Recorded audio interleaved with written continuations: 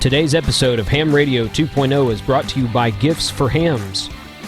Find their website at www.gifts4hams.com.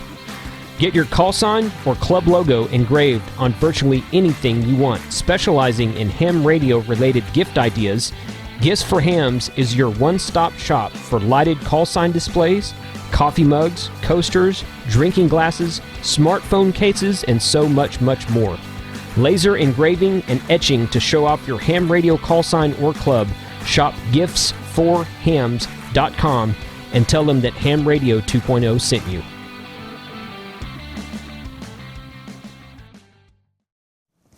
Hello YouTube, this is Rich, KG5RBG from Conroe, Texas. You're watching the Ham Radio 2.0 video podcast series available on livefromthehamshack.tv and YouTube. 73s, and see you on DMR. All right, Ham Radio 2.0, episode 117. That is 117. That's the one after 116, I guess. All right, welcome to the show. My name is Jason. I'm KC5HWB. I got a couple things I'm going to talk about today. One of which, the first off, is the winner. Back in episode I don't even remember what the name was now. 113. Back in episode 113, I did the unboxing of this little HT, the BridgeCom BCH-270, and I asked people to go on to my website at livefromthehamshack.tv and make comments about why I should give you the radio, because I'm going to give the radio away. It was actually BridgeCom's idea for me to give this radio away. They sent me the radio. They asked me to do a video on it, which I'm always happy to do. Any other company out there that makes radios, if you want me to do, I don't have to do a giveaway of your radio, but if you want me to do a review of your radio, I like the sign to be in the back. If you want me to do a review of your radio, all you got to do is send me one. I can keep it, or I can send it back to you. It's really kind of up to you. This one, BridgeCom asked me to give away on the show, which I think is a fantastic idea. At the end of this episode, I'll be doing a drawing, well, I'll be setting up a drawing for the Retevis RT-82 HT, which we're going to demonstrate here in a minute. The title of this episode is comparison of the Retevis RT-82 to the TYT MD2017 dual band HT. So we're going to take a look at a few of those things. I'm also going to debut a new version of the TyToolz, Ty Weaver KG5RKI. He does a version of what he calls TyToolz, TYToolz, I think is how he spells it. And it's much like the MD380 tools for the TYT MD380, but it's got a few more features in it. And he's still working on it. It's still kind of in beta right now. But he, being the smart aleck that he is, he put something on Facebook the other day and said, I'm going to release my first version of Tools as soon as Jason reviews it. I'm like, all right, Beavis, that's fine. So I've been wanting to review it anyway. In fact, I'm trying to get him on a interview on this show. So I'm going to get him set up with Skype. He's already set up with Skype. I'm going to get him to actually sign on to Skype with a headset, and then we're going to do an interview in an upcoming episode. So that's going to be fun, too. So, first things first. The BridgeCom BCH-270 dual-band analog HT giveaway. I had a lot of comments on the website about this radio, about why I should give you this radio, and that's what I asked everyone to comment and say, why should I pick you to win this radio? And I had a lot of people that said, I'm about to take my test, or my wife's about to take her test, or my son, or maybe my father, or somebody was about to take a test but hadn't done it yet. That's great, but I was looking for someone who was a new ham for this specific giveaway, okay? So the one that I settled on, drum roll, I'm going to scroll back up to him right here. Right there. Mr. Brian Osvold, if I'm saying your name right, Brian, O-S-V-L-O-D, V-O-L-D. He says, and this was posted on September 27th, so it was about a month ago now. I'm a new ham as of about a month ago, so he's a 2-month-old ham at the time of this video, time of this recording. Been a lifelong dream of mine since reading a Boy's Life magazine article when I was 12. I remember those. My achievement and how much fun I'm having is inspired by my son, 20 years old, not 8, to get his ham license too. I am helping him study, and he will be testing soon. I was going to give him my HT and buy a new one, but if you see fit, I'll pass along that radio to him when he passes his test. If not, it would be wonderful to find something my son and I can do together. Thanks for the review of this radio and to BridgeCom. So, Brian, you didn't put your call... Oh, yeah, you did. K0BKO. K0BKO. So I'll try to find you on QRZ. Hopefully you've set up a QRZ profile for yourself after getting your license. So congratulations on winning this HT. Again, I wanted to pick someone who was a new ham. I was hoping to find someone that was a young ham, like minor age, under the age of 17, something like that. But I didn't see anybody comment to that regard. Several people commenting that there were minors about to take tests, and that's great. But I wanted someone who would actually pass their test, so that's what I found this. So congratulations to Brian. Thank you for watching, Brian. Hopefully your son will pass his test soon, and the two you guys can use amateur radio together. That's what it's all about. So let's break away from that real quick. And I get asked this question sometime. Well, I was at Mentor Fest in DFW at 2 or 3 weeks ago, and I was gonna record some. It was basically just a forum session. It was a session with forums all day long about introduction to antennas, how to solder. I did one on DMR, presented that 3 times. It's the same DMR one I've done multiple times in the past. Anyway, I wasn't able to record anything at Mentor Fest. They didn't have it really set up where it was conducive to recording, but I talked to a lot of people about my show at that, and one question I got asked was, I thought you were set up on Patreon because I want to donate to you. I had someone tell me that. So, I realized that I've been set up on Patreon a while. If you go to patreon.com/hamradio, you can see this page right here. And this is my intro video right there. And then episode 112 is the latest one I posted on Patreon. I don't post every episode on Patreon, but, you know, I post every now and then. I need to probably get better about posting on Patreon, but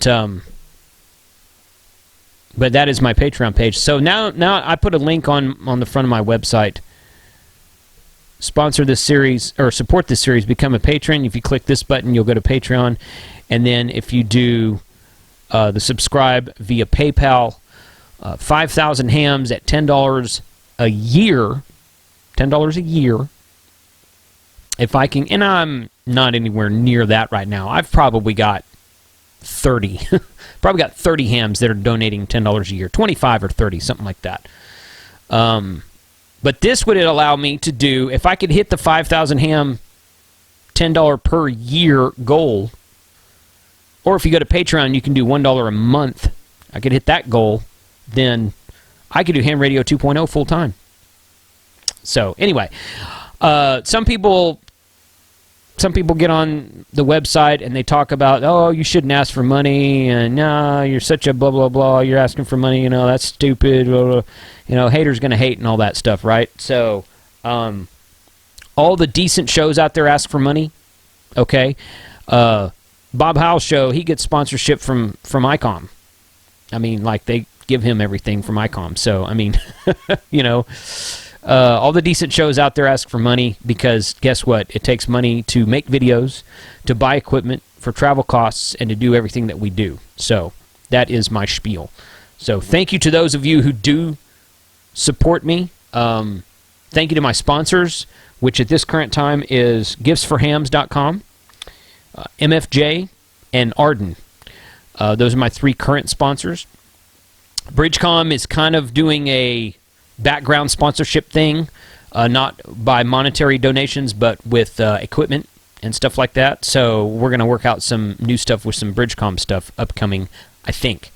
So, but thanks to all those guys who have supported me thus far, and broke 8,000 subscribers about a week and a half ago, a couple weeks ago. I'm up to 81. Let's see. Hold on. I'll show you what it is right here. I've got that. 8135 at the time of this recording. 8,135. So that number, about 7 weeks ago now, that number was just breaking 7,000. It was the end of August.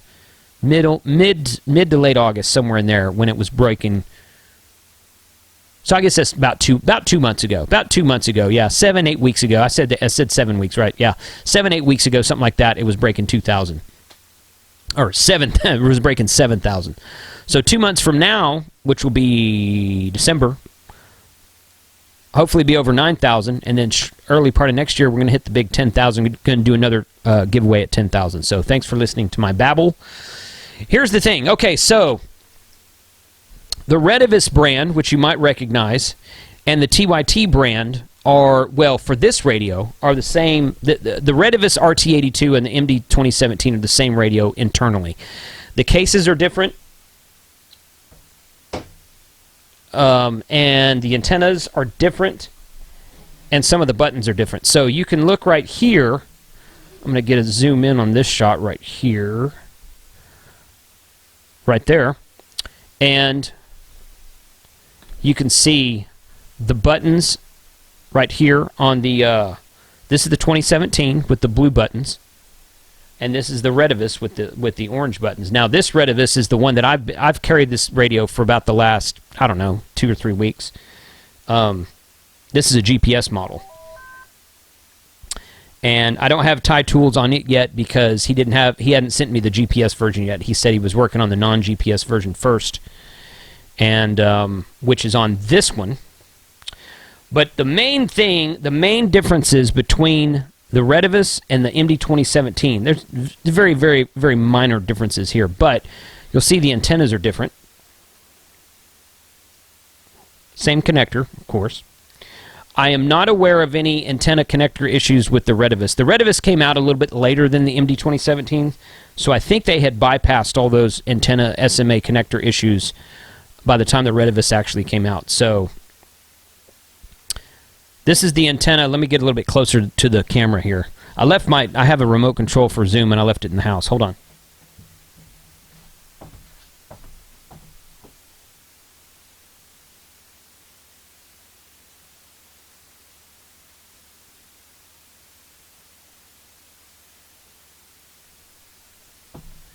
So that was the one with, I mean, if you've got a 2017, then you already know what it looks like. That's the one with the funky looking antenna, the little knob down here in the bottom, and it's, you know, not the stinger of the antenna is not centered in the mount. This one is just a regular standard antenna. So I like that a little bit better. It's not as, some people think this is the reason for the SMA failure. I don't think that's true. But this is just, it's a more standard, little bit lighter weight, actually, than the MD2017 antenna. So I like it a little bit better. It's not a big deal. It's just, I've got too many radios in front of me. Here it is. It's not a big deal. It's just, you know, I don't know. And the top knob is also in orange on the Retevis, where it's the volume knob. The volume knob is orange on the Retevis and blue on the TYT.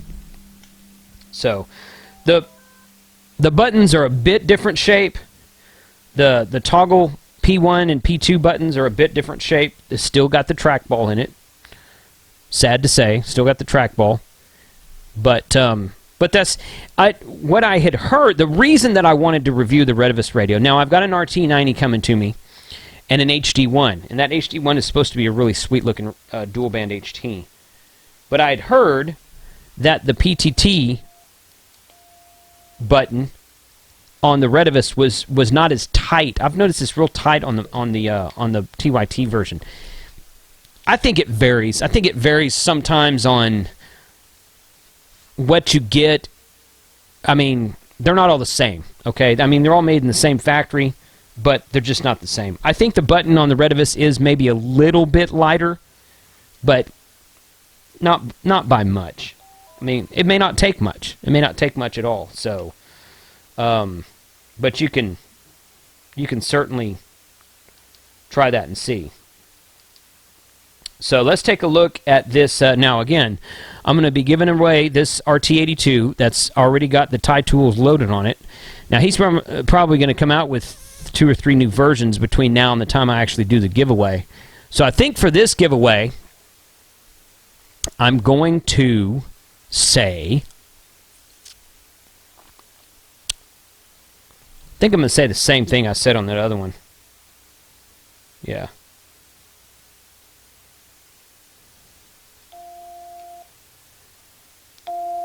That's not one to associate with the open spot right now.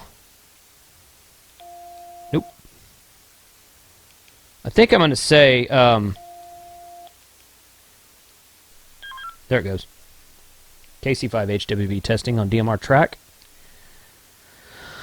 31489 talk group ID. So I think I'm going to say do the same thing that we did last time. Post on my, go to livefromthehamshack.tv, go find episode 117, and post on there and say why you think I should give this radio to you. I would like to see someone who has, I don't know, someone who's new to DMR. And I can tell you're new to DMR because of your subscriber ID number. So if you post on the website and go in there and put your call sign in and say, I just joined DMR a week ago, 2 weeks ago, a month and a half ago, whatever, and tell me your call sign, then I can go look up your call sign and I can see how far down the list your subscriber ID is. And I can also see if you've got multiple subscriber IDs. You can go to dmr-marc.net and you can look up people's call signs and you can pull up all of their subscriber IDs. So if you got one of the later numbers, it's kind of obvious. Doesn't have to be in Texas. I can ship you the radio. I don't have the box. Again, this is the non-GPS model. That's the one I'm giving away, is the non-GPS model. I don't have the box in here, it's in the house. But that's what I'm going to do. So the same thing again. Go out to livefromthehamshack.tv, go find episode 117, and post in the comments down below. Let's zoom in on this and take a look at the screen, a few of the added features for the screen for TyToolz. So I'm going to turn that off, and this is what you're going to see when you first boot the screen. This is what I put into it when I first boot the screen. You can change this as you like, of course. Right there. So you notice that I've got one that's stock here, so we're going to compare the two. And this is a Retevis also. This is my GPS model of Retevis. Okay, I'm going to zoom back a bit. So the one on the right is the one with TyToolz on it, and the one on the left is the one without TyToolz on it. And you see that the icon here and here are different. And if you go, what is it?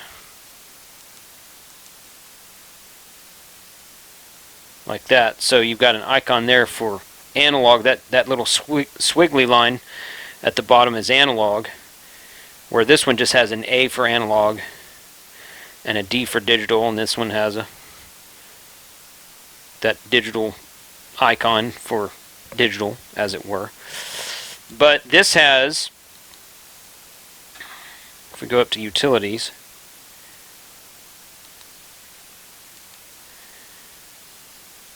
this has all these extra: set talk group, private call, TyToolz, Ty is beast, it says. Sure you are. So this is pretty cool right here. Set talk group. So you can basically override your talk group for whatever mode you're in, for whatever channel you're on. You can say, okay, well, I want to change this talk. I want to go to this talk group and talk in this talk group, but I don't have it programmed in my radio, so you can simply go in here and say, I'm just going to pick a channel. I haven't used Arkansas in a while. Fine. So I go in here and say, I'm going to change Arkansas to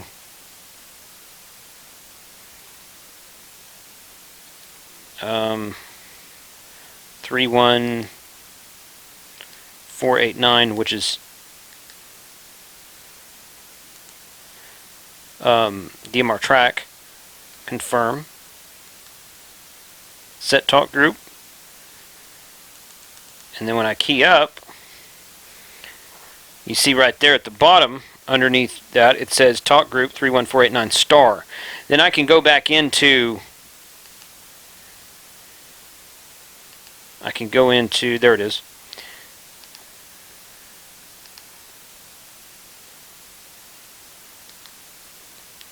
This is what he calls a netmon menu. If you hit the, it's not coming out of it right now, but there it goes. Okay.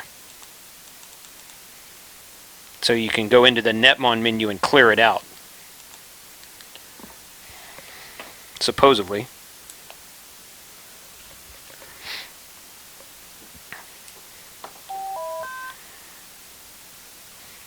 Again, this is a beta version. Okay, so the saying down there is gone. So if I key up, yeah. So it's gonna, and it goes to this blank screen sometimes. This is a very beta version of the TyToolz, but this is what it's going for, and it works. It's just sometimes the screen doesn't respond to you well.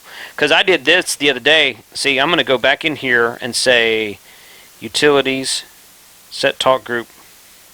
Nope, not private call. Back. Set talk group. 31489. Confirm. And it's got it right. Or let's go back to the main screen. It's got it right there, 31489 star. I'm going to key up. KC5 HWB testing on DMRTrack. See if anybody's listening.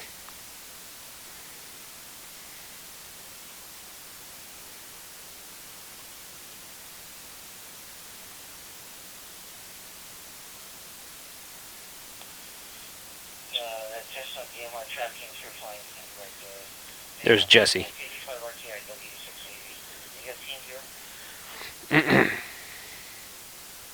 He thinks I'm Ty right now. See, now watch when I key this up again. It's going to key up and it's going to tell me who the last station was. Hey Jesse, this is actually Jason, KC5 HWB. So if you forget who you're talking to, then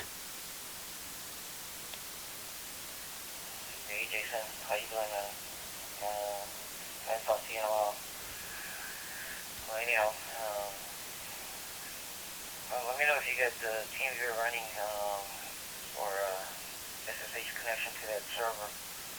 I can come in and make the configurations.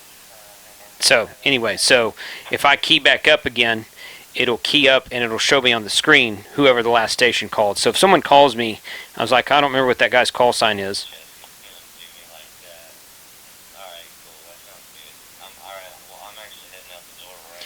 Ty's in red there because he's an admin. He said he was going to put my call sign in red too. We'll see if he does that. So anyway, the screen, you can change the timeout on the screen. So that's a couple of the tools there. Of course, it's got the entire database in it. As you can see, Jesse's call sign and Ty's call sign are both coming up with their name and their call sign, their name and their location. So, and I'm going to show you right now how we can load that. So that's a sneak peek of what the screen looks like with the TyToolz on it. He's adding more stuff to it. He told me this was, like I said a minute ago, he told me this was a beta version. It's not fully finished yet, but he wanted me to get something out there to it. Here is what the current GUI looks like.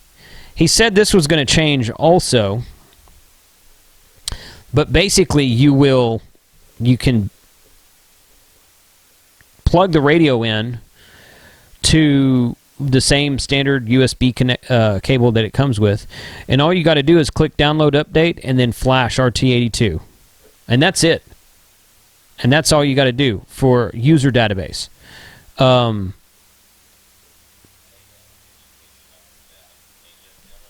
so you know, I'm not doing this on a Raspberry Pi.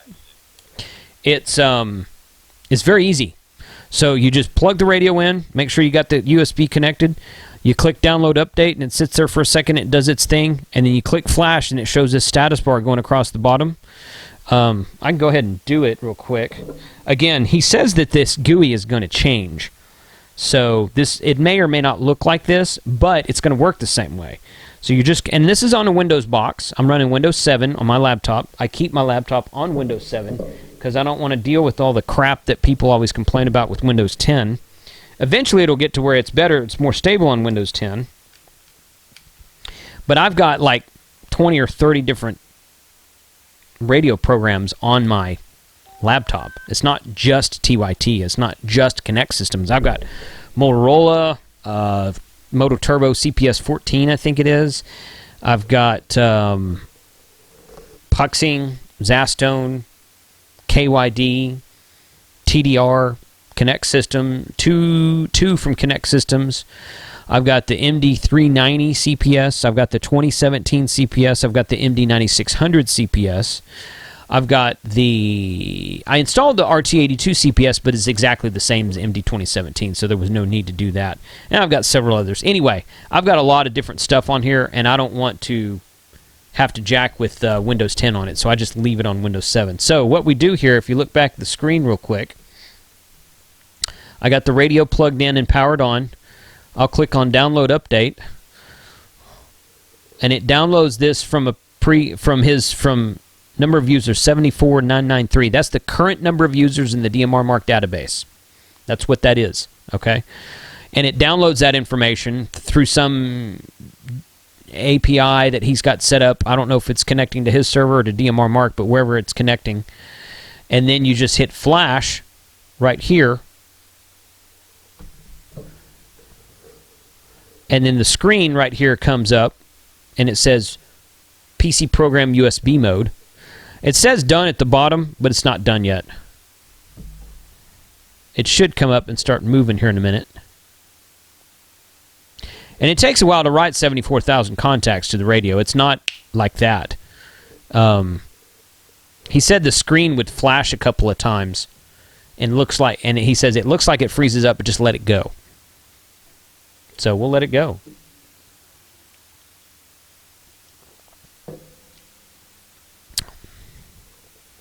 This is where you should play the Jeopardy theme music.